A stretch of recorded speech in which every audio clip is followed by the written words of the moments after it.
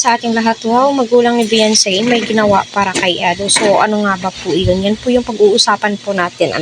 Unang-una sa lahat, kita naman po natin, sa paribon cutting sa bahay nila Beyonce na na-overwhelm po ang magulang ni Beyonce, especially si Beyonce, di po nila lubos agalain na ganun yung magiging outcome ng kanilang bahay. Di po talaga nila expected. Kahit sino naman po talaga, grabe, napakaganda, napaka-ingrande po yung bahay nila Beyonce. Yung tipong hindi po basta-basta, pulidong-pulido po yung pagkakagawa. At alam naman po natin na well-deserved po nila yan. So, ano nga ba yung ginawa ng magulang ni Edo ay ni Beyonce para kay Edo? So, unang-una sa lahat, alam naman po natin na very welcome naman po si Eds anytime sa bahay nila Beyonce.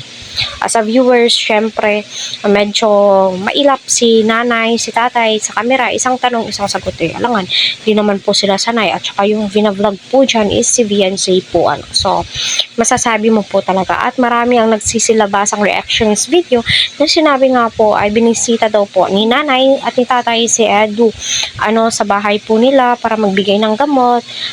So, dyan mo po talaga na masasabi. If ever totoo is napaka-supportive po talaga ng magulang ni Beyonce.